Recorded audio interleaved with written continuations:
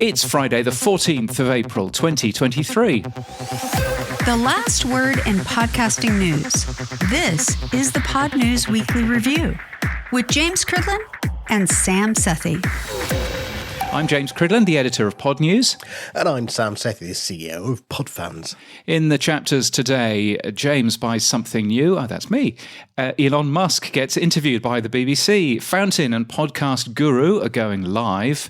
And search for a GUID to recommend a podroll. Can't wait for that one. And I'm Sanden Totten from Kids Listen. And later, I'll be talking about kids' podcasts. He will. This podcast is sponsored and hosted by Buzzsprout. Last week, 4,602 people started a podcast with Buzzsprout. Podcast hosting made easy with powerful tools and remarkable customer support. Now you can turn your listeners into supporters with Buzzsprout subscriptions. You can try us for size at weekly.podnews.net. From your daily newsletter, the Podnews Weekly Review. So let's kick this off, James. Did you find some loose change behind your sofa this week, James? I needed more than that. You broke into your daughter's piggy bank. What have you done, James? You've gone and bought something, midlife crisis or value for value? Well, I very nearly bought an electric car a couple of months ago, but that was vetoed. So instead, I went and bought a podcast newsletter, which is very exciting. Yes. So Podnews acquired Podcast Business Journal, which you'll find at podcastbusinessjournal.com. And really, really excited by that. So give us a bit more detail. Why did you do this? What's it going to deliver? Well, so it'll allow us, the Podnews network, to focus on the business of podcasting. I think one of the things that I do, and I send an email to everybody that unsubscribes, and it's a very plaintive email of, why did you unsubscribe? And a lot of the emails that I get... Painful, isn't it, when they unsubscribe? You've hurt me. Why have you unsubscribed? And a lot of the emails that come back basically say, love it, but too much email. Too much in each email and too many emails. I can't deal with a daily email, and that's absolutely fair, I think. So making Podcast Business Journal a place to just cover the business of podcasting, making that a weekly newsletter, not a daily newsletter, that means that we can focus on that for people that just care about the business side and not throw everything else on there. Obviously, Podnews continues, but the Podcast Business Journal will be really focusing, as the name says, on the business of podcasting, and that's a good thing. And when does it come out? What's the date? Well, so it'll come out on Friday. So that's today.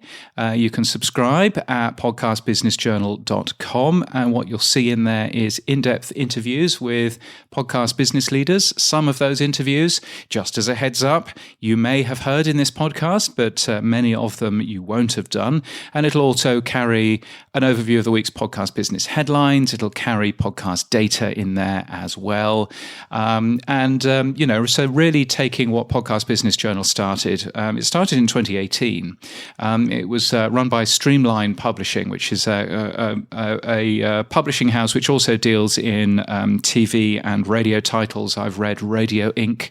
for many, many years.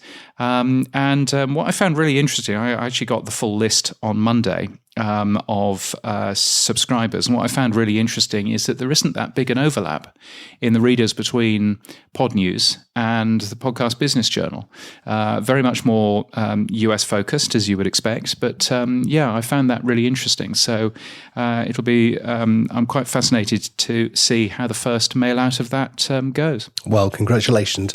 And yes, I'm looking forward to my first edition on Friday. Yes, hurrah. That'll be a good thing. No sleep for the wicked there, James. Keep going. Now, moving on. Whooshkaa, do you remember them? Rob Lowenthal? I do, yes. Good news. Spotify's Megaphone has announced the launch of this new broadcaster podcast tool, which is fundamentally Rob Lowenthal's Whooshkaa, be rebadged and renamed. It's launched as a new service on Megaphone. Yeah, and so basically what it does is it takes your broadcast content, turns that into podcasts automatically. It's already being used by Fox News. So there's a fair and balanced example. But there are all kinds of other people who, of course, could be using it. And this is a great way for radio broadcasters to understand, how they can be using podcasting and all of that stuff. As we record, they haven't quite launched this. So there is a blog post that we are waiting on, which is still 404ing at the moment. Is that a phrase, 404ing? I think it should be. It is now. Yeah. It looks certainly, very, very interesting. And they're very open. They acquired Whooshkaa for its broadcast to podcast technology. And today is the day when they launch it. So, yeah, very exciting. Yeah. And look, there's been, and several people may know that obviously I used it when I had River Radio, and we successfully took our live feed, put it through Whooshkaa, and they put it into a schedule, and therefore they could then work out our real-time RMTP feed and then convert that into Apple, Spotify, and Google. It didn't allow you to go to any other directories, but it worked very well. Yeah, and one would assume that they have at least had a look at the lit tag and understood what the benefits of that are for radio. If they haven't, then they should probably take a look at that.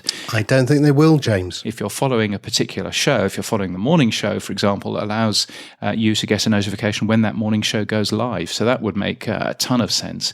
But even if they haven't, good to see from, with my radio hat on, and I've spent the morning working at a radio company, it's nice to see Spotify doing a little bit of work that will help the radio industry reach new audiences. Yeah, I think there's going to have to be a third party who does a competing service to this, because I can't see why would Spotify want to support the podcast index. I mean, that would be the first crack in coming over to the other side, and I can't see that ever happening. Can you? Well, yeah, maybe not. And but they've got the live functionality built into the Spotify app, so there's a theory that they might be able to do that sort of thing. But yes, I would agree, it's probably not going to happen anytime soon. But if they were clever, then they would stick it in. But it'll be good to find out who ends up using that. Fox News Radio or Fox News Audio is one of those services using that. But it'd be interesting to see how many more people. And of course, since they've had a year and a half of not having that particular service, Whooshkaa don't necessarily have any clients who they can copy over onto this newer platform anymore. So it'll be interesting to see who else takes Spotify up on this. Well, I'm going to reach out to Rob and see if he'll come on next week and give us a little chat about it. Yeah, good luck. I know he's a lovely boy. He'll do it, I'm sure. He says, fingers crossed. Now, moving on swiftly. Apple have launched a book club with Lemonada, James. Tell me more. Yes, it's a kind of an audio book club. So Lemonada Media and Apple Books are working together to select audiobooks and, quote, foster conversations about them across Lemonada's podcast network. My understanding of what that really means is that it means that Lemonada's podcasts will include mentions of the Lemonada Book Club, and they'll, on the various podcasts that you listen to, will be talking about those particular books. But there may be a little bit more than that, because I think Jessica Cordova-Kramer, the CEO of Lemonada, is talking about a little bit more than that, isn't she? Yeah, she's talking about creating community-curated content, which I fully agree with. I think that's wonderful.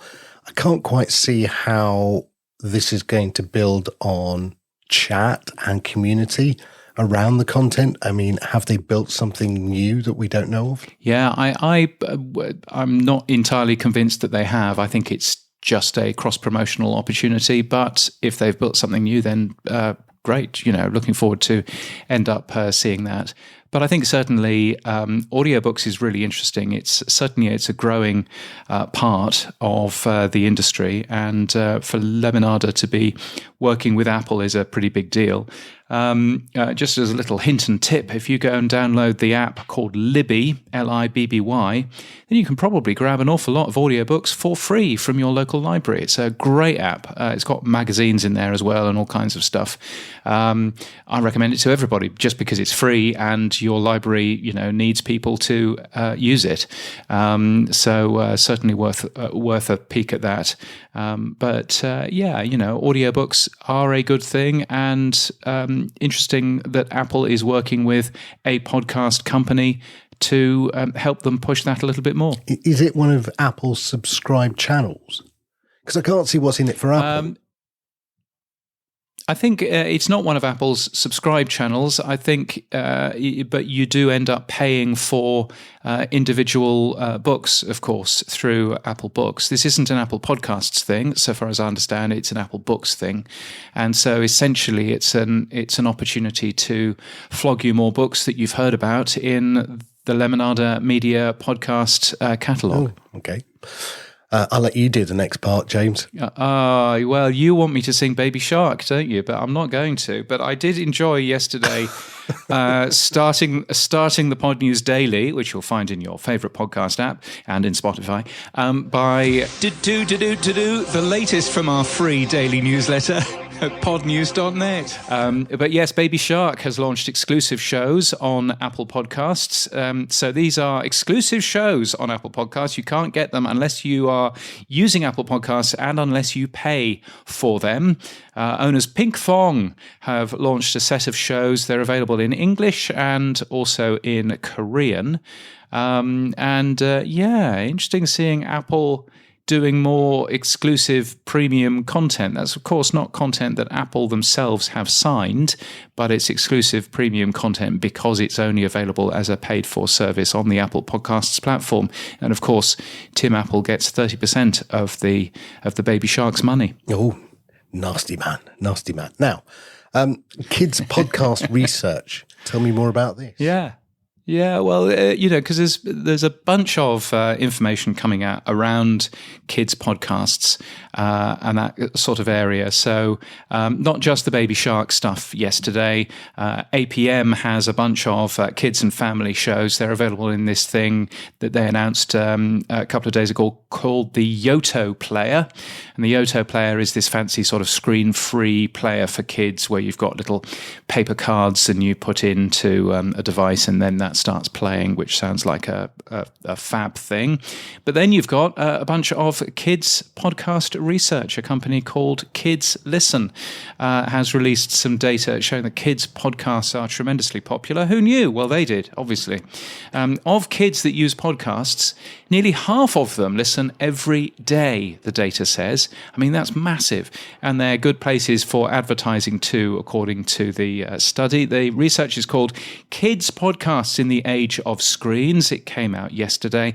And I spoke to one of the study's authors, Sanden Totten, and started by asking him who Kids Listen was. So Kids Listen is a nonprofit kind of grassroots organization.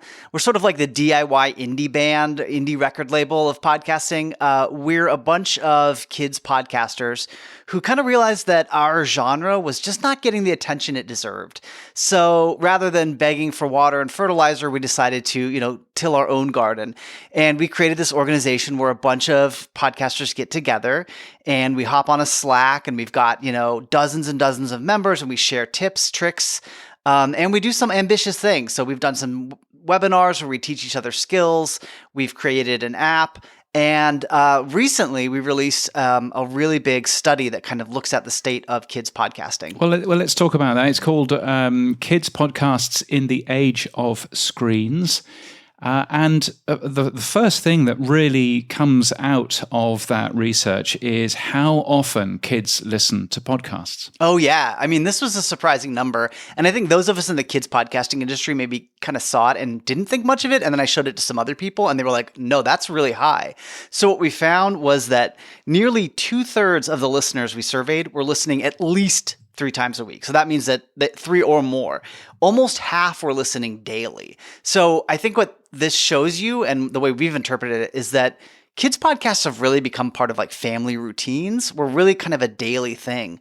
The study we released before this one, actually, we asked people to say, what hours are you listening to podcasts? And there was a huge spike in the morning, another one around 3 o'clock, and then one right around bedtime. And it was pretty obvious to us what was going on was on your way to school, on your way home from school, and then right before bed. And so I think that just goes to show you that the way families are using these podcasts is kind of unique. It's sort of it's part of your daily rhythm in a way that I don't know if grown-ups and their podcast habits are quite the same. Yeah, and so nearly half of kids who listen to podcasts tune in on a daily basis. How many kids listen to podcasts? Oh, I wish I could give you the exact number there. That's something that our survey couldn't look at. We could only survey people who are already listening to podcasts, our podcasts, from the Kids Listen membership.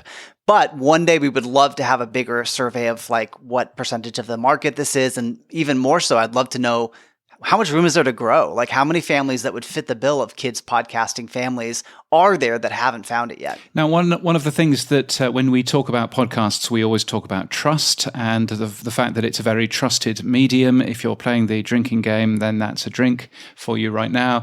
But kids podcasts do really well in terms of being a trusted media to recommend to others, don't they? Yeah. So this was something we were really excited to find out about. We wanted to kind of see, if you hear your Casper mattress and your Bombas socks ads on a lot of podcasts, and I think, here's another drink for the drinking game, but there's that intimacy that really makes those ads stand out. But I think with kids podcasts, especially, this is a place where parents who are coming to kids podcasts, they're a little wary. We got to protect our audience from certain ads. There's some things that you would put on, a true crime podcast as a programmatic ad that you would never put on a kids podcast. And because of that, we spent a lot of time really curating the voices, the ads that you hear on the podcasts. And I think it paid off because what we saw was that when we surveyed like audiences about a bunch of different kind of potential places they might see ads related to a family. So, parent influencers, family bloggers, magazines for parents. Out of all of those, kids podcasts were the most trusted. So people who heard our ads and would see, recommendations from us would say that that's probably more legit than any of the other places that we surveyed for. So that's a pretty big win. And it shows that we've done a really good job showing, hey, we're a place you can trust. We've catered to our audience and they believe that we're sending them good stuff. So how does monetization work in terms of kids podcasts? Because obviously there's a certain amount of, I've listened to Wow in the World and they're there saying, and here's a message for your parents or for grown-ups or however it says it. Is it still advertising funded or are you leaning more heavily on things like a subscription model or that kind of thing? Oh, so the silver bullet here is, no, I'm just kidding. There's no silver bullet, I mean, aside from just, praying that you get a generous foundation to sponsor your entire show, I think it's a sort of like try everything approach. And honestly, this is somewhere that kids podcasts have really kind of struggled. We're not going to tell our listeners, we're not going to say, go to your parents' wallet, take out the credit card. And, and kids, they don't have that purse string. So you're really talking to the parents. And, sometimes we do know there's a huge amount of co-listening. So parents are listening with their kids in the car, or maybe at dinner or after dinner doing the dishes, whatever. But, they might not be paying as close attention to when we ask for subscription as their kids might. So there's a lot of different things you got to try. And it's going to vary depending on the podcast. Some are focusing on ads. Some do a Patreon or subscription model. A lot of us have been turning to trying live events and, going out in the world and hosting events where families can meet together and selling tickets to those. Some are doing merch. It's a whole gamut of things. I don't know if you just saw the news, but Baby Shark is coming out with a podcast soon that will be stuck in all our heads, and they're going to do a paywall. So, there's a bunch of different responses to this question of monetization. But I mean, honestly, that's, I think, the big nut to crack now that, we've really done this research and looked at, okay, here's the audience, here's how they behave. They're different, they're unique. I think the next big thing is like, how do we support these podcasts in ways that will keep all these brilliant creators out there, housed and fed so they can make these shows? Yeah, I find it really interesting. And, it's been a big week for kids podcasts because what with Baby Shark and also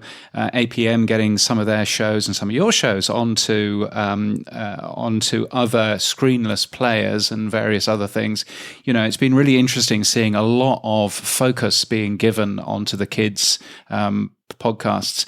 I'm also fascinated at the overseas element of kids podcasts as well, where in some countries it's legal to advertise within kids media, and in some other countries, there are other rules and regulations as well. And I find the whole thing is fascinatingly different from ordinary shows. One question I am going to ask you, though, is about growth for this space. Are you seeing that? Is the room for kids podcasts to continue growing? Yeah, I mean, I think that's the biggest. The reason that so much energy is coming into this. You mentioned, APM. I work for American Public Media. I do Brains On, Smash Invest, and a bunch of shows. We got recently onto Yodo, which is one of the screen-free sort of podcast players. The exciting thing about it, I think, is that we're constantly finding new audiences that would like the kind of content we make, like the folks who use Yodo, but who haven't discovered our podcast or podcasts in general yet. And I think the thing that kids podcasts offer that really makes me believe there's a lot of growth here is that we can do something no other medium can. When you're in the car, you can't watch TV. I mean, you could try, but kids get road sick. Parents, can't be paying attention to the screen and the kid at the same time. And the same goes for, I think, we got long road trips are a really great use case for us. Bedtime, when you need to wind down, it's really hard to do that when you're staring at a screen. And we know that the light from that alone can affect your sleep. But podcasts are great in that space too. So I think there's a lot of things podcasts can do really well that no one else can really do. And because of that, I could see every family finding a use for us. So I think there's a lot of room to grow, but getting the word out and telling the same person who's listening to, The Daily or My Favorite Murder that, when they have a kid, they could also listen to a podcast for kids. That's the challenge. I just don't think every parent out there who uses these wonderful shows for themselves realize that there's ones just as great for their kids. So where can we find out more about Kids Listen? Oh, we got a really great website, kidslisten.org. Hard to forget that one. There's a whole bunch of info there, and our new study's up there, and you can try to access it there, or there's some Medium posts and other places we've posted about it. So we love talking about this stuff. Hit us up if you have questions. All good. Sanden, thank you so much for your time. I really appreciate it. My pleasure, and thank you for all the work you do. I love getting your newsletter in my inbox.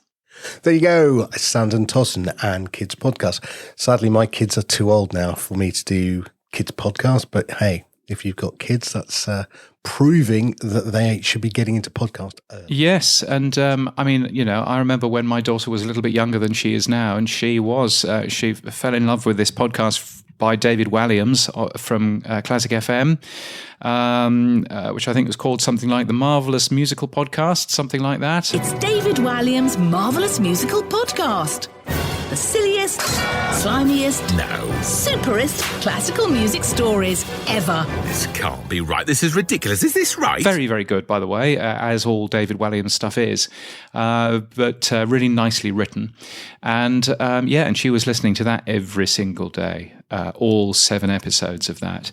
So, I can completely see that kids really enjoy their podcast. Moving on then, vanity URLs. You had a first look at vanity URLs being the best way to get attribution for advertising in your podcast.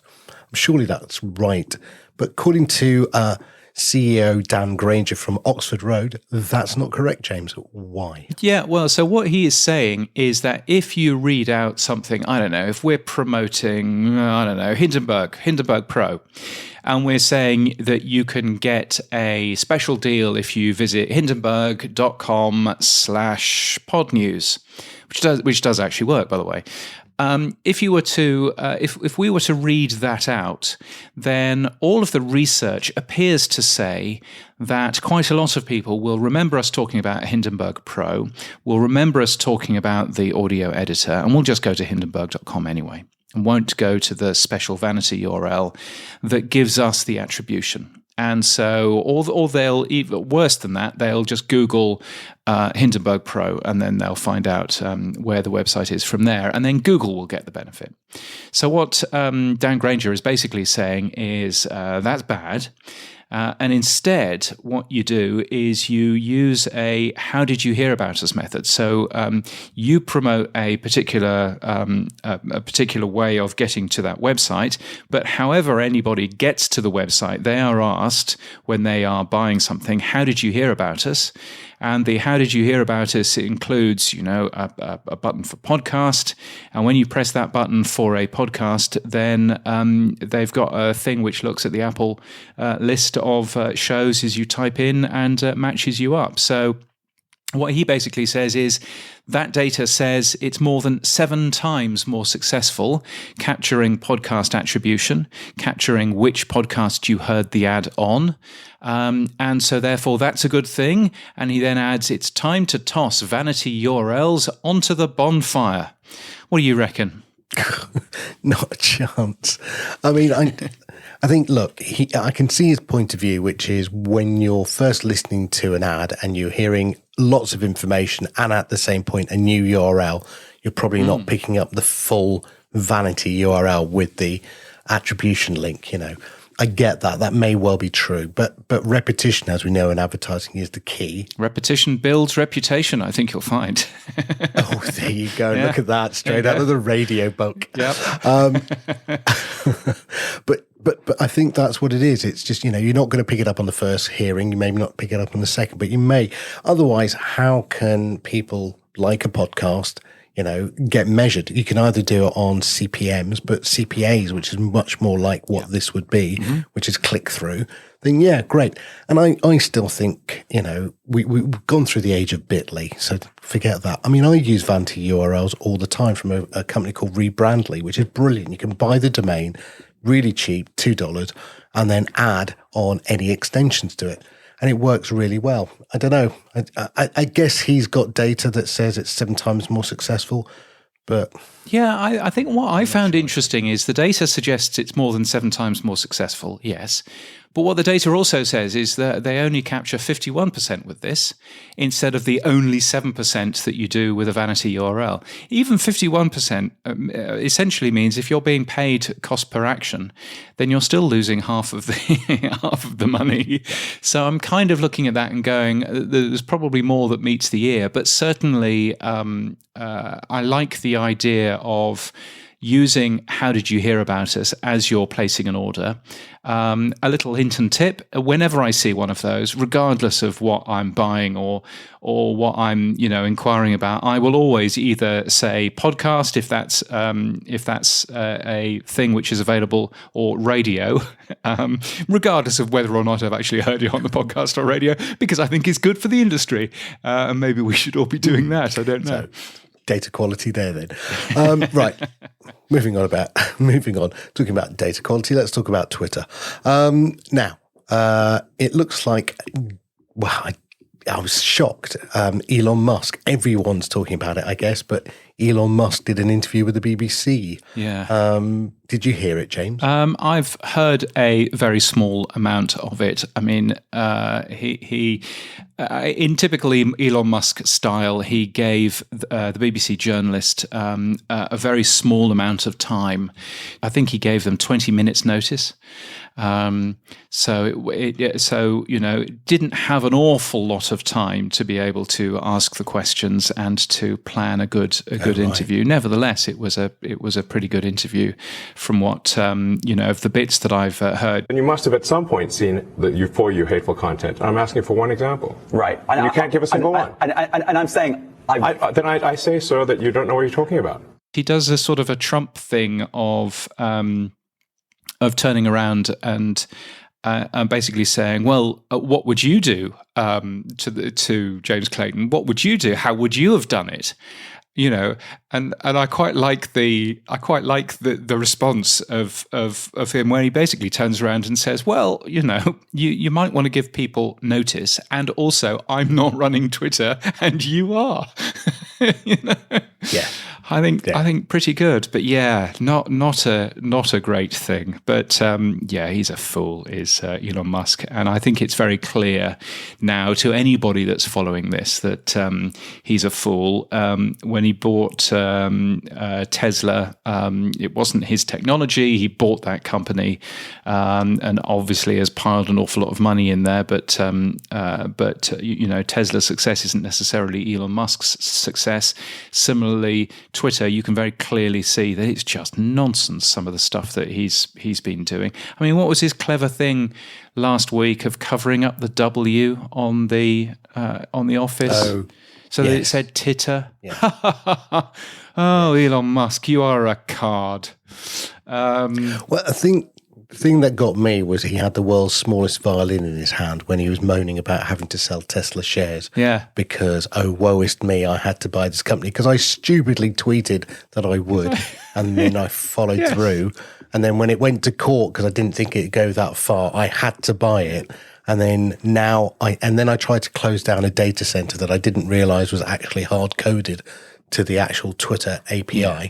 There's lots of ridiculousness. And, and the fact that NPR is marked as government-funded media when they get less than 1% of their money from the government. Interestingly, he's changed the BBC's thing to say publicly funded media, which is kind of correct. Although publicly funded media under a government law, let's not forget that. Yes. But yeah, the guy. So one of the decisions that I made this week is that I'm no longer linking to Twitter. Good news for me is that there is a service out there called Knitter.net. And Knitter is really good. It basically scrapes the Twitter front end. Doesn't have any JavaScript, doesn't have any ads. If you link to, for example, Substack, then it just goes through. There's no Twitter analytics on there that blocks you from going through. All of that stuff is not there. It's nice and fast. And so basically I've got a search and replace on the main Podnews website, which just links you through to the Knitter version rather than the Twitter version. So not giving Space Karen any more traffic, and I think that's probably a good thing. Yeah, I was looking at the spec on it. It uses Twitter's unofficial API with no rate limits or developer account required. I like the no rate limits because I've just been using Twitter's API for Podland. Oh my God, it's like going into a bar and having one beer available for 100 customers. Yes, it's open. Yes, there is alcohol available, but it's totally useless right now. Yes. Oh, I mean, and my understanding is that even if you want to re-sign to the new Twitter API, if you're a developer out there and you want access to the free Twitter API, my understanding is that you've got to rewrite all of your code anyway because they've changed the code underneath. So as a result, I'm there. I run a bot for Podnews. I run a bot for another media website that I run, and various other things. And I've got to rewrite all of those if I can be bothered. And I'm kind of thinking, am I really bothered? Am I bothered though? So really don't know. There's a couple of things I did know, and on the other positive side, which I did think was quite unique, 2.9 million people listened live on that Twitter space. That is quite exceptional. You can't knock that. And it does say to me, there is still an audience there if just he could get it right. Yeah. And the other thing is, live audio seems to work. When we talk about lit and podcasting and broadcasting live, people will tune in if you do it right. And look at Whooshka or Spotify Megaphone. So there is a model there for live audio broadcast. Yeah, no, I agree. And I think, it's nice to see that Twitter Spaces is something that hasn't been closed down, that is still running. It's a pretty good service. There's a podcasting sort of Twitter space that I try and join every week. It doesn't appear to have happened for the last couple of weeks, which is a shame. But I do try and join that, and it's a really interesting thing. So it's a good product if the content is right. And clearly, if you see Elon Musk being interviewed by the BBC, then whenever you think of both of those organisations or people, you're still going to have a listen. So why not? So I think that's a wise idea. The other thing that came out that I find really funny, Last week we talked about a new plugin, a Chrome plugin or a Firefox plugin that tells you the difference the $8 between plugin. verified and paid. And I'm using that. It turns out that Elon Musk is not verified. He's just paid for it. That's funny. Bless him, Space Karen. Anyway, yes. So he's called for the defunding of NPR, by the way. Yeah, well, of course he has. Yes, he's just a fool. He's just an utter fool. And a defunding of NPR, that's 1%. I would much rather have a defunding of Twitter. The Saudi government pays 2.8% or owns 2.8% of Twitter. If you're going to start moaning about government funding, then I would moan about government funding if you're not taking government funding. I mean, Tesla. My understanding is that they have taken billions of dollars from the government. Yes, I think it's all SpaceX. I think it's all a bit weird. Anyway, moving on to other weird things. Popular podcast app Pocket Cast has increased its optional plus subscription cost to $39.99 per year. Only 4 months ago, the company raised the price to $14.99 per year. From its original September price of $9.99. That's a massive jump, James. It is. It's an incredible jump from $9.99, which it only was 4 months ago, to now being $40 per year. That's a lot of money. Of course, Pocket Cast is now owned by Automatic, the people who own WordPress. I mean, I really hope that people are going to be, spending that. But that's quite a high. That's quite a high number. I mean, look, Fountain and Podverse, for example, have pro versions or subscription versions. How many people do you think, I don't know, how big is Pocket Cast? It tends to be in the top 4 or 5 apps from everything I read. How many of those people would you think would pay a subscription? And what are they getting for their subscription as well? Well, they do get some good stuff for their subscription. I mean, quite apart from anything else, they are paying for the app, and the app is a good app. They get a web player, which is a really good quality thing, which actually does some nice syncing in between what you're listening to on your app and what you listen to in the web player. So that's quite decent. You can sideload stuff if you want to listen to stuff that you have uploaded yourself. So you can do all of that kind of stuff, and you can get, new logos and all that kind of stuff. But I think, it is a great podcast app. I think it's the best podcast app out there. It's certainly got the best player out there.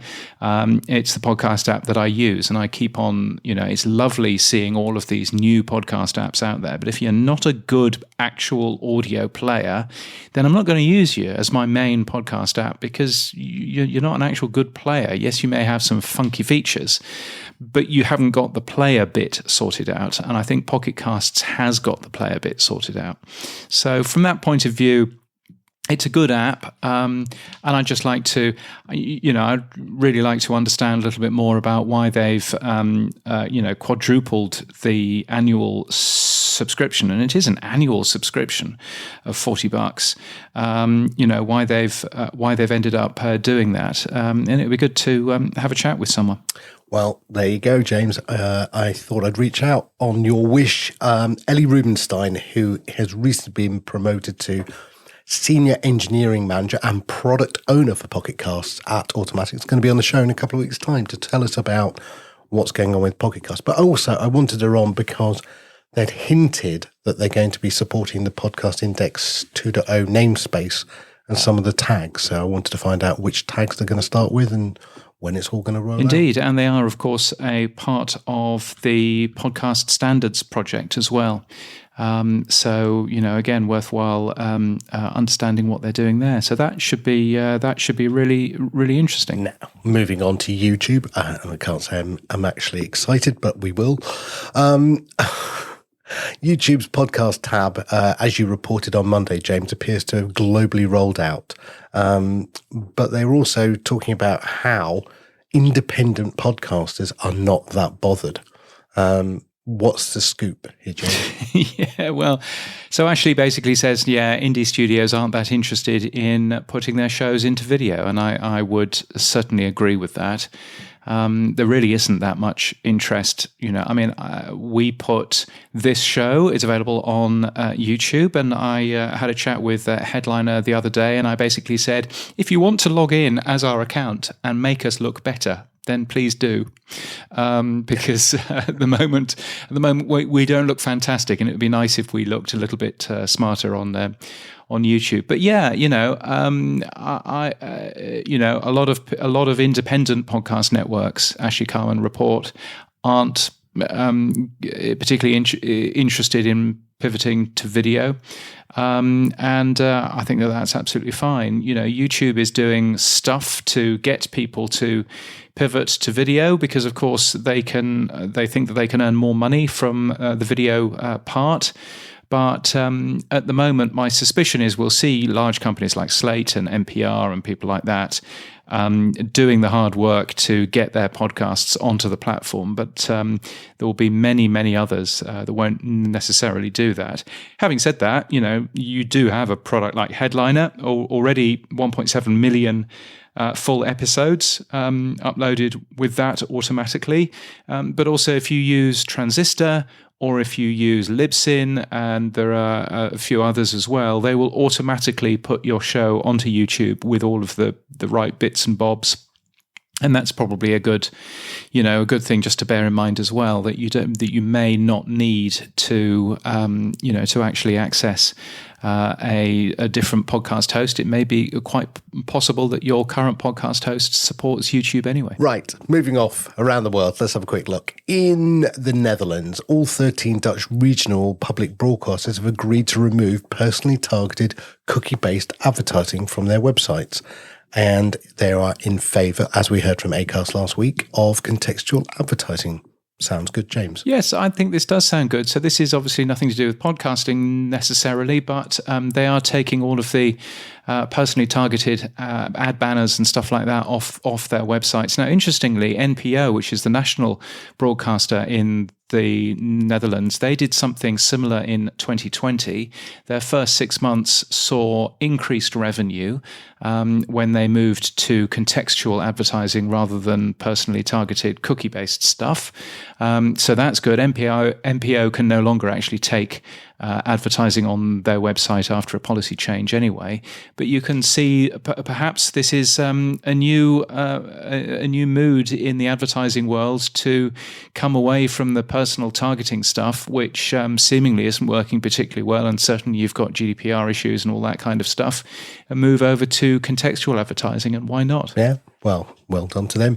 Now, in Africa, Chatham House focuses on the rise in popularity of podcasts in Kenya. Yes. What's the rise? Yeah, so, Kenya, podcasting appears to be particularly successful at the moment. It seems to be growing very, very quickly, which is nice. It's tied in with the amount of podcast use on mobile phones in that particular country. 68 different languages are spoken in Kenya. So that's quite a thing. Blimey. Yeah. So you can well see that spoken word is an important thing there, and that's where Semabox is, which is a large podcast incubator for Africa. They've published more than 1,000 episodes. They've reached, so they say, more than 65 million people, of course. But there's a bunch of people tuning into podcasts and stuff in Kenya, and it was good to see, more information. It's always nice to see an article that starts talking about a booming podcast scene. We haven't had too many of those in the recent past, so always nice to end up seeing. Yeah, no, that's great. Now, in Canada, Vividata has released the Spring 2023 SCC study of the Canadian consumer. They've come out of hibernation. The data claims 29% of Canadians, or 8.9 million, listen to podcasts each week, which is up 22%. What's happening in Canada, James? Well, what is happening in Canada, I'll find out because I'll be there in early June. Yes, the numbers are up for Canadians. I mean, this is obviously data from this company called Vividata, so it's not the numerous data that Canadian radio uses, nor is it the Edison Research data. It's a very specific thing there. But they are basically claiming that podcast listening is up from 22% in 2021 up to 29% of Canadians. So that's a healthy increase, certainly. Listeners are spending nearly an hour listening to podcasts per day in Canada, which compares to about 2 hours for radio, which seems very high to me. But that's nice numbers that have come out of Canada. So as part of a much wider piece of media study. So yeah. And in jobs, there's lots of jobs going on. There's an interesting company, which I know a little bit more about, called Podcast Discovery, which is in the UK. They're looking for a podcast liaison lead. Interesting to see podcast marketing companies beginning to sprout up outside the US. There's quite a nice job in Apple going at the moment in Cupertino. Senior Manager, Product Management, Podcasts. So good, they've listed it twice. So I better go and remove one of those. But that sounds like a fun job. And also a bunch of jobs going on down here in Australia. Everything from a podcast producer at Mamma Mia to a podcast partnership specialist at ARN. Anyway, if you're looking for a job, Podnews has podcasting jobs across the industry and across the world, and they're free to post as well. You'll find them at podnews.net/jobs. The tech stuff on the Podnews Weekly Review. Yes, it's the stuff you'll find every Monday in the Podnews newsletter, and here's where we do all of the hot namespace talk. You're very excited about Lit, aren't you? Because there's a brand new podcast app which is very close to supporting live episodes. Well, too even by rumours. So on last week's Podcast Index 2.0 show with Adam Curry and Dave Jones, Dave mentioned that Fountain are close to launching their live item tag, so that was quite exciting. I hear, by the way, Fountain is very close. Very close to what? To implementing Lit. Oh, Yeah. Where did you hear this? I did not hear this. I heard it straight from the horse's mouth. I heard it from... From Oscar? No, from his partner. Mick, yes, thank you. Yeah, apparently they're not far behind. And he also, on Mastodon, hinted that Podcast Guru appears to now support live episodes as well. Yes, very exciting. I think the thing that sort of slightly worries me about live podcasting is when you look at the amount of downloads that typical podcasts get, then they are not massive. If you look at the Buzzsprout global statistics that we look at from time to time, then you can see that if you want to be better than half of all of the podcasts out there, then you need more than 32 downloads for one episode. It's not massive numbers. So I am a little bit worried about what putting podcasts live actually means for the majority of shows which have quite low numbers, but for big shows like the Board Meeting, the Podcasting 2.0 show, or for example, No Agenda, then obviously it's going to be really big. So great to see both Podcast Guru, which is a very polished, nice app on both iOS and on Android, and Fountain as well, both supporting or close to supporting the live item tag in the future, which is a nice thing. I think if you take a theme through today's show, with, the Spotify megaphone announcement, I think with the way that you've seen Twitter Spaces and now you're getting more apps, I think there is you are the radio man, but I mean, there is a clear merging between the line between radio and live podcasting. I think the two are becoming one very quickly. And I think it's great that some of the tools that are, have been missing, because again, even if you do what Adam and Dave do on a Friday night, wouldn't it be great for them to automate that going straight through to a podcast quickly? I mean, again, I'm sure they have to do some back-end fixing to make it into a podcast. But I mean, again, you could use the Spotify megaphone type style to automate that function. Yeah. And again, I think a lot of other people will want to do that. Yeah, indeed. No, I think it all looks interesting. And, I think certainly radio companies understand that they have some great content and it should be available wherever and however audiences want to have a listen. So I can certainly see that as being a benefit.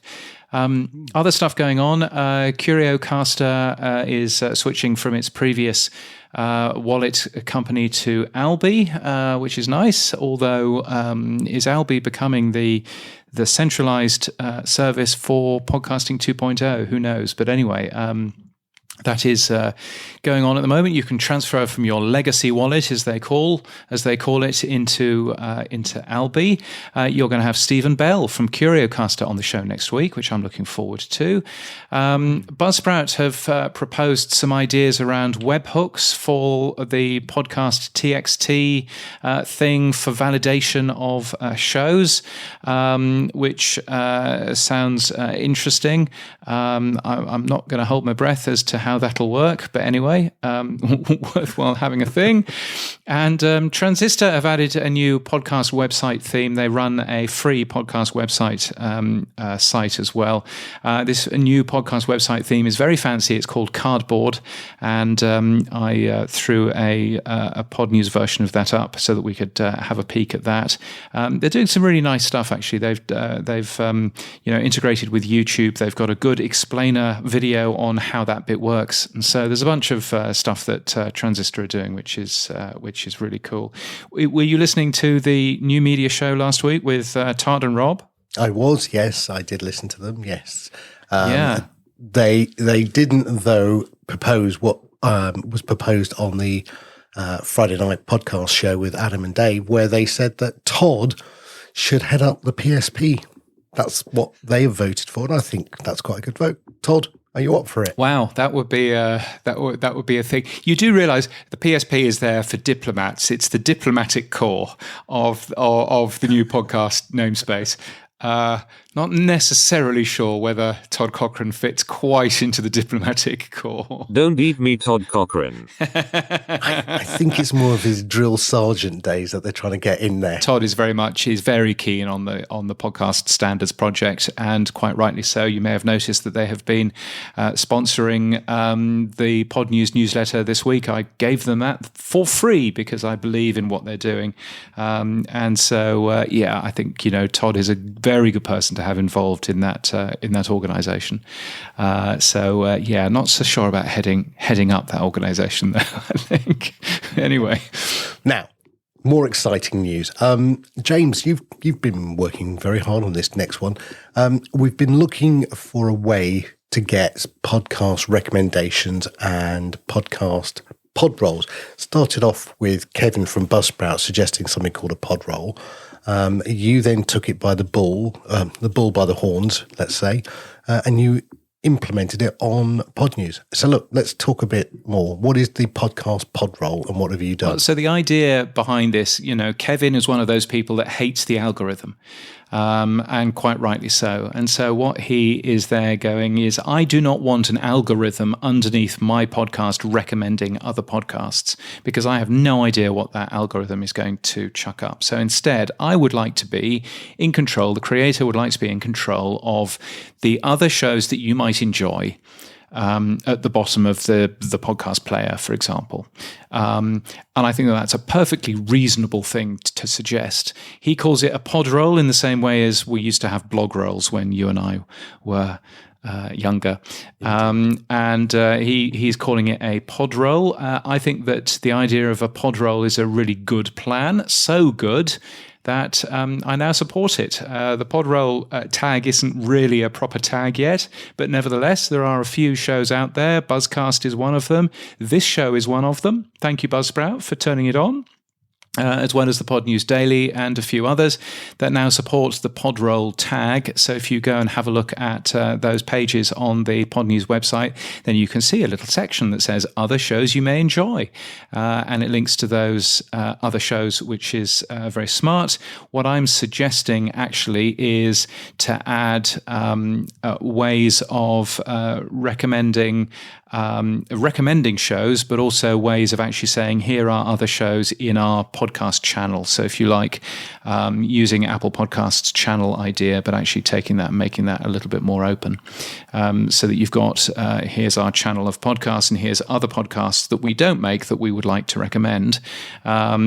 But, that may just be adding complication right now. And at the end of the day, it's just probably easier just to have, one list. And that's what we currently have. So how do you create a podroll? And by what I've seen, you use something called GUIDs. So come on, James, what's a GUID? And how do you use them?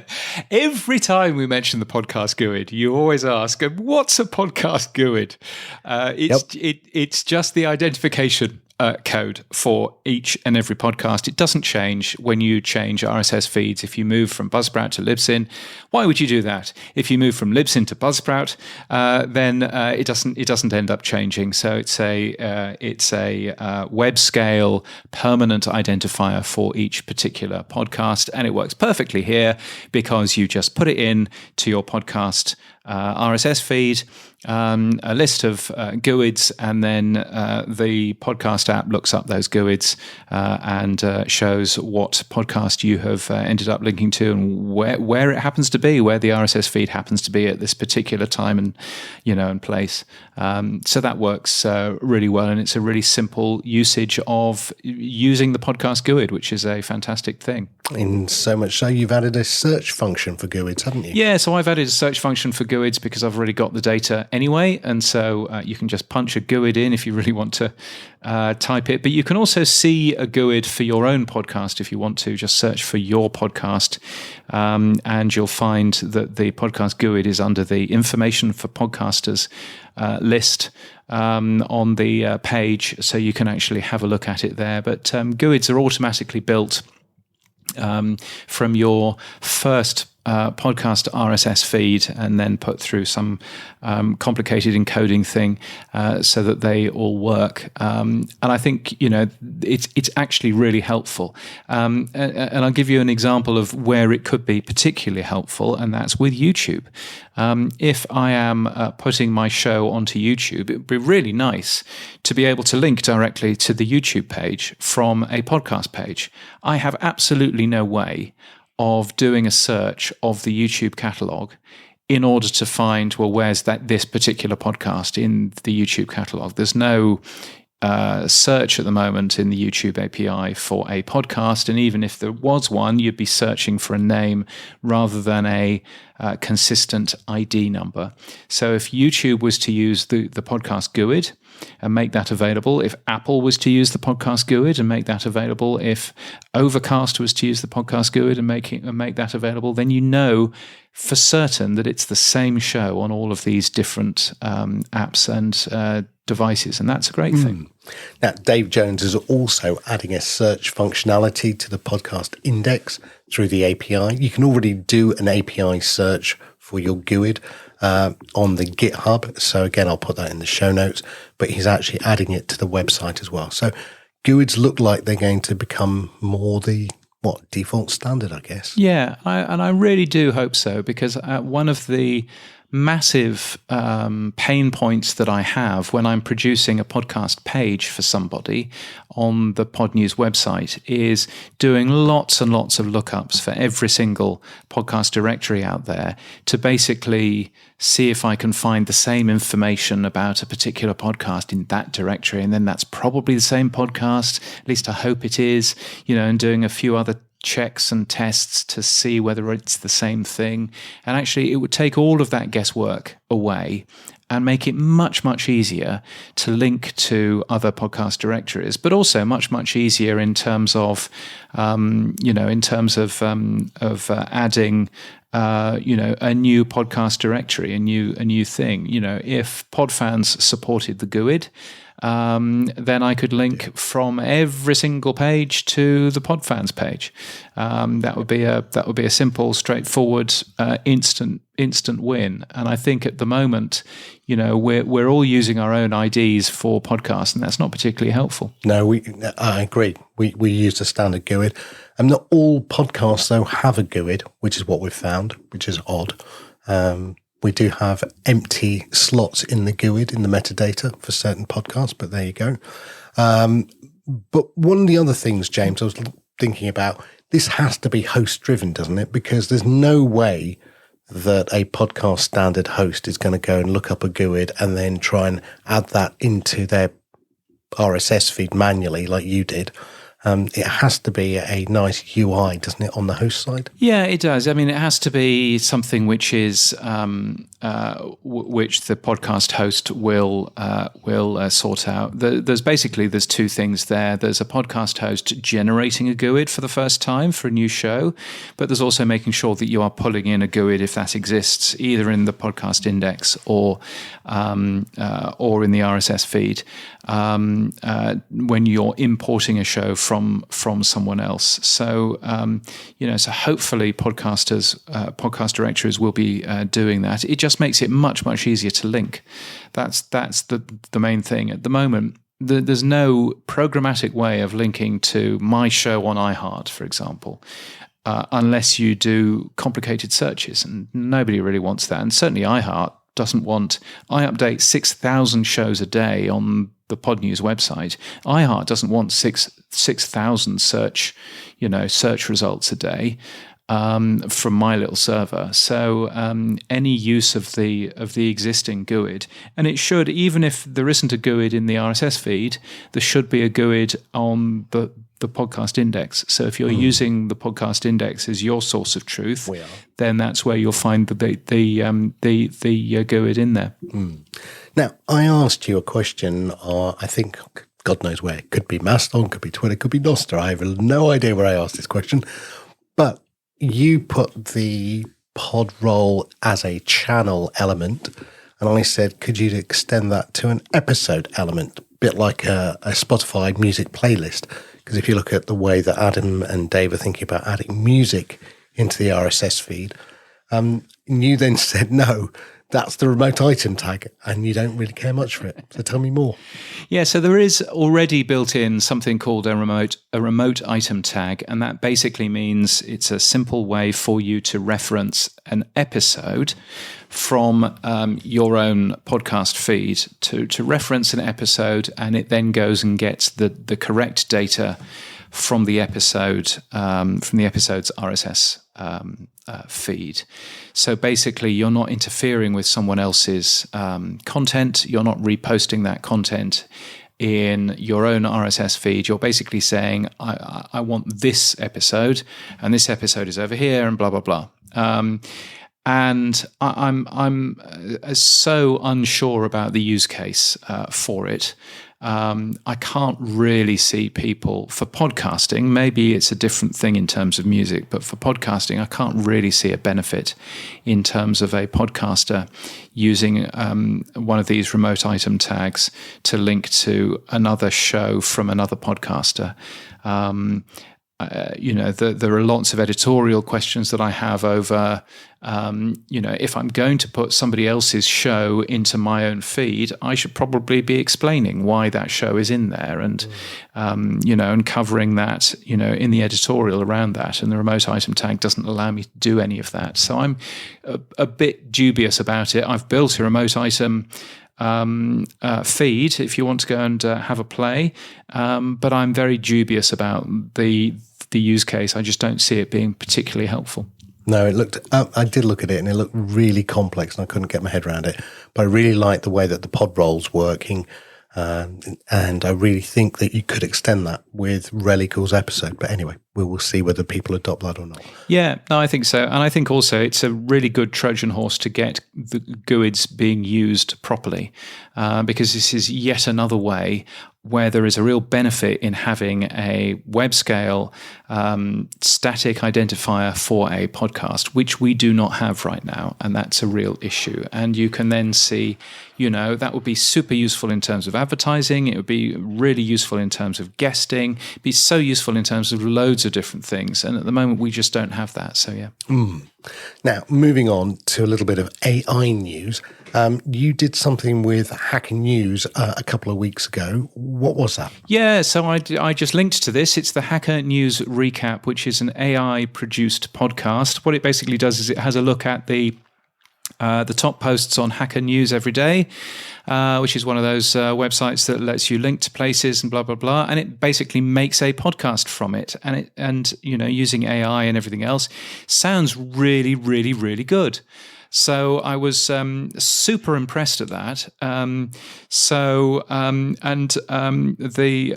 Dimitri, who's one of the co-founders of that company, said, "Oh, well, why don't we make a Podnews version of that?" And he's just thrown up one piece of audio.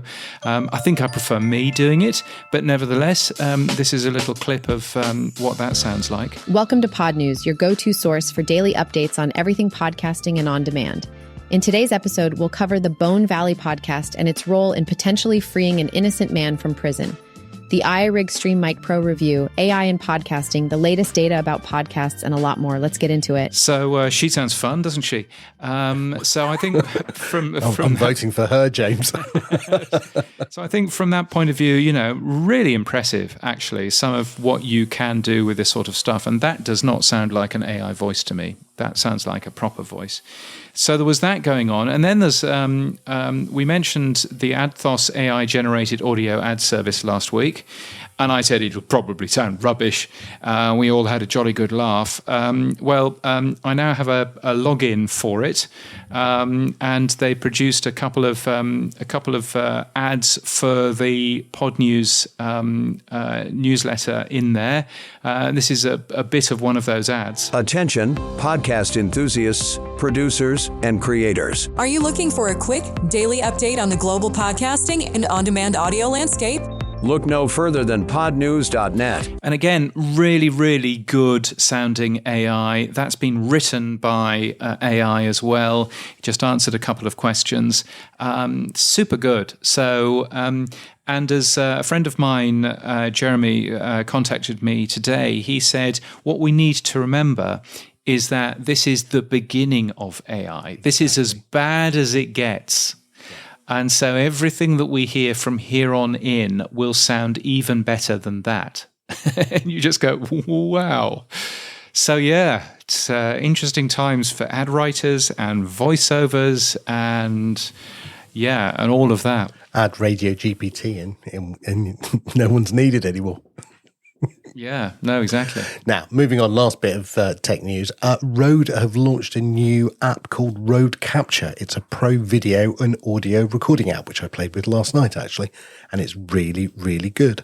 It uses the Wireless Me, the brand new little wireless device that they brought out a couple of weeks ago, or the Wireless 2 Goes, and you can just attach that to your iPhone and you get really good quality audio or video recording on your iPhone. Very nice. Yes, it looks smart. I've not had a chance to play around with it, but it's exactly the sort of thing that Rode should be doing. And I think it's interesting seeing the split between a pure hardware company and then what Rode is becoming, which is a company that is dealing with both hardware and with additional software to make their products work better. And in the same way, Shure is a microphone. This microphone that I'm talking into right now has additional software where you can program your software to do, your microphone to do various things. Sadly, it's not going to program the whippersnipper, which is in the background, which you can possibly hear doing some grass cutting. Strimmer, I believe, in British English. Whippersnipper in Australian English. Whippersnipper. It's the whippersnipper, mate. Right. But nevertheless, so I think that's interesting. And I reviewed the iRig Stream Mic Pro, and iRig are most certainly a company that have produced a microphone, but no software. And so they've produced, it's quite a nice microphone. If you use it right, it's got a very strange connector on the back. It's got a mini DIN.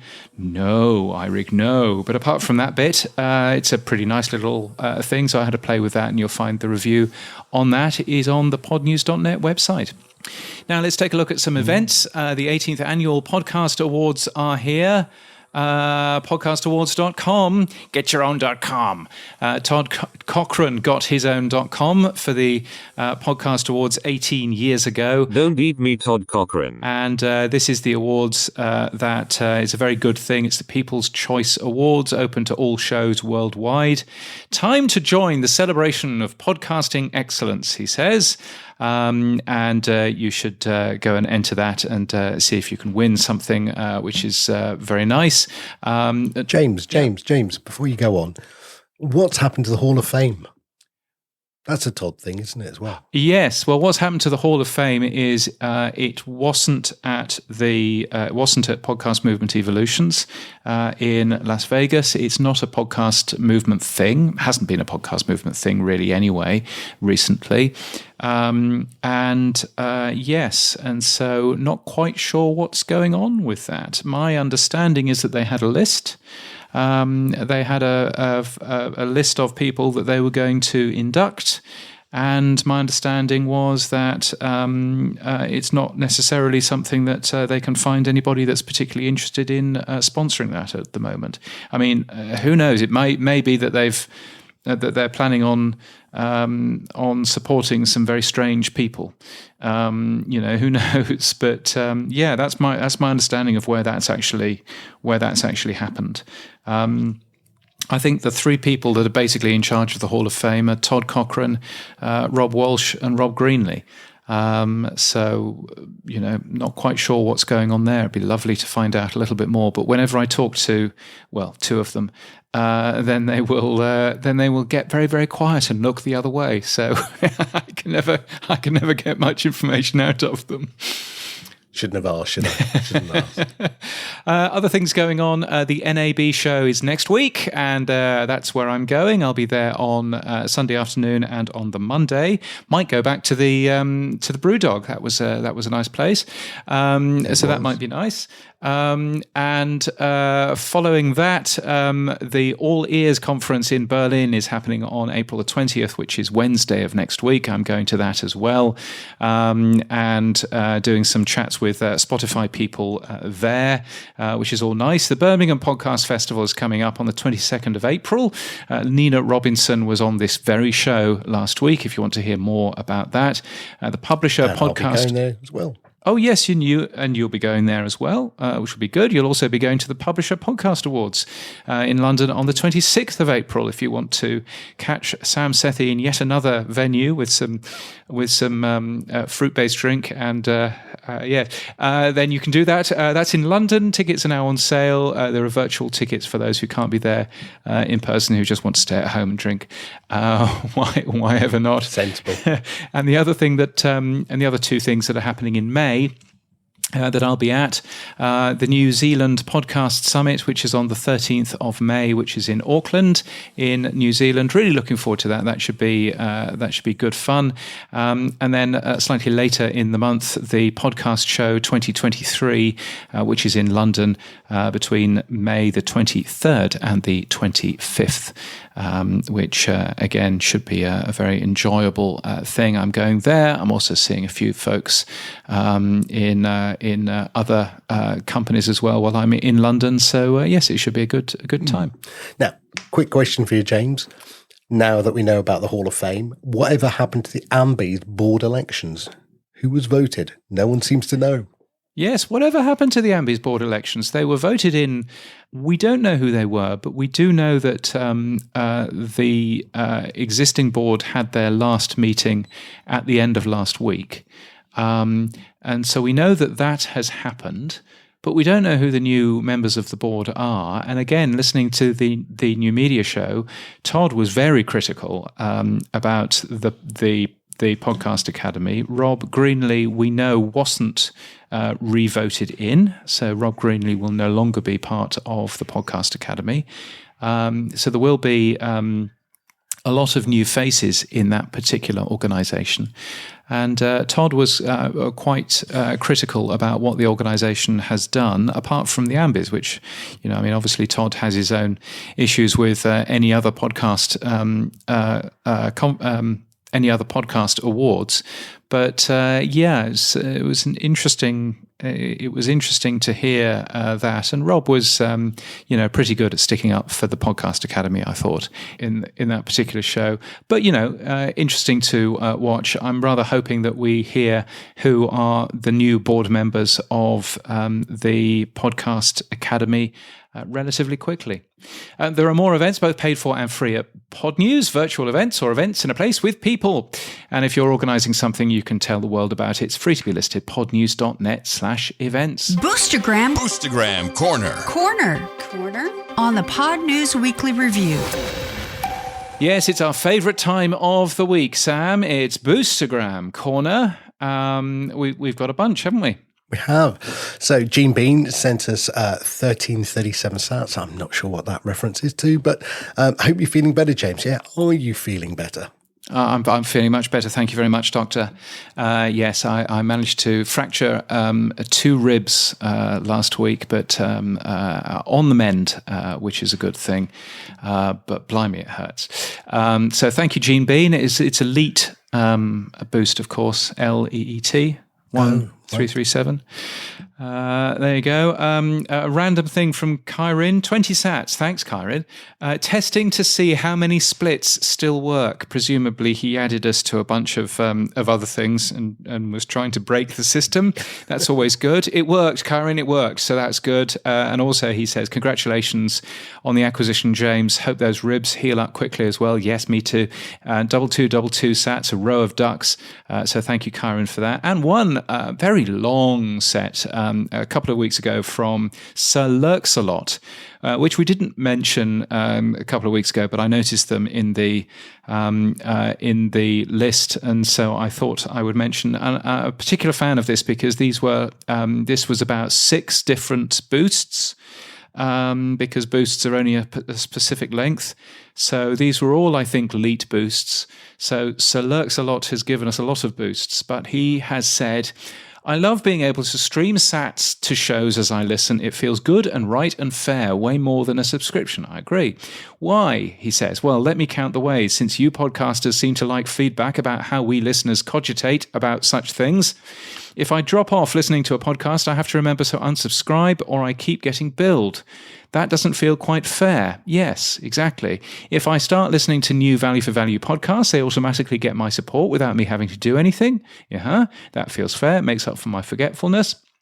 He says, I feel better about giving when I get to set the price. I feel respected as well. Set prices and tiers and such feel demanding and hostile. Yeah, I would agree with that. And I would also say that actually set prices and tiers are sometimes much lower than they probably ought to be. And I think if there's one thing that I've learned is that people have very different views of the value that you give. So yes, I would agree with that. He says, what if I can't really afford to be in Club 33? Letting me set the price feels like the proverbial you are coming at me with humility to meet the gratitude I'm showing with sats. So much better than give me more or you get less. I have no problem with a suggested amount either. It's the demand that is implicit with a hard number that is hostile as well as limiting. Some see content, he finishes, as worth more than the asking price. I, for one, love to give extra to shows I love when and as I can. Go podcasting. Wow, there's a thing. But I think he's saying a lot of stuff that we agree with there. Oh, totally. I mean, the value for value model is, the host sets a value and the listener counters that with either a higher or lower value or accepts the value that's set. I totally agree. I don't think subscriptions are the way forward, and I certainly don't think advertising is, but that's my attitude to it. There you go. Yeah, no, I think that makes absolute sense. So thank you so much, Sir Lurks-a-Lot, for that essay. I hope I did you justice. If you get value from what we do, like Sir Lurks-a-Lot, the Podnews Weekly Review is separate from Podnews. Sam and I share everything from it. Really appreciate your support so we can continue making this show. You can become a power supporter at weekly.podnews.net. You can subscribe in Apple Podcasts at apple.co/podnews, or you can support us with sats by hitting the boost button in your podcast app. And if you don't have one, podnews.net/new podcast apps will help you find a new app as well. Or, of course, you can come to one of our live events, which are coming up. The first one is in Salford in Manchester on the 13th of June, Podnews Live. We also have events in September in London, September in Barcelona in Catalonia, and in November in Mexico City. More details of some of those at podnews.net/live. Now, what's happening for you this week, Sam? Well, nothing too much on the podcasting front. I've been playing with the Twitter new API, but I won't go and tell you any more about it because it's very boring. But the Crafty Tug, my little boat, my pub on the river. Wow. Yes, it nearly sank this week. Gosh, that's not good. Really? Well, How the river did it sink. Well, it's moored up and the river got really rapid, and whoever tied it up last from one of the team tied it up too tight, and so it didn't have any free movement, and the water started coming in. So we got it. It's okay. The Crafty Tug is still alive, and it will be at 5 new events this summer, which we're really excited for. Once you've dried it out. Exactly. Very good. Excellent. Does it have a website or something? Not yet. No, we've got an Instagram. Yeah, we are working on a little website. We've got some great sweatshirts, though. I've just had a Crafty Tug. That always goes down well. Yes, and I see lots of photographs of Ariel Nissenblatt, the new look Ariel, wearing her Podfans top. Hey, you started the trend, James. What can I say? That's clearly a thing. So yes, it's being worn by podcast royalty. Is that? So yes, many congratulations. I have orders coming in for sweatshirts. There'll be a merch shop at the bottom of podfans.fm. If there isn't one already, then there should be. Come on, James, what's happened for you this week? I had this really weird thing. So I sat down for a coffee at the local coffee shop on Tuesday morning and chatting to the various people who I normally talk to in a morning. You know, it's normally the same crowd down there. And there's a chap who I've spoken to a couple of times. He leant across to me and he said, "So how are the ribs?" And I thought, how do you know about the ribs? And it turns out that he listens to this show. was telling me all about all of the things that I had said, and he's checked out Podnews, and he's very excited to learn that I'd bought another publication and everything else. So that was a bit weird. So that was a bit weird and also nice. And for the last 2 days, I've been commuting into Brisbane to do work for a client in the office, which has been very weird. Very weird commuting. How do people do that every single day? Really don't know. It was almost chilly this morning, and I almost had to consider putting on a jacket, but I decided. I think what was my note to you last night? Got your flip-flops and budgie smugglers on, have you? So I decided, yes, that's been very pleasant. It's been very nice to get out of the house and go and rather gingerly, wander about and see some folks. So that's been good. And that's it for this week. You can give us feedback using email to weekly@podnews.net or send us a Boostgram. If your podcast app doesn't support Boost, then grab a new app from podnews.net/new podcast apps. Our music is from Studio Dragonfly. Our voiceover is Sheila D. And we're hosted and sponsored by Buzzsprout. Podcast hosting made easy. Get updated every day. Subscribe to our newsletter at podnews.net. Tell your friends and grow the show. And support us. The Podnews Weekly Review will return next week. Keep listening.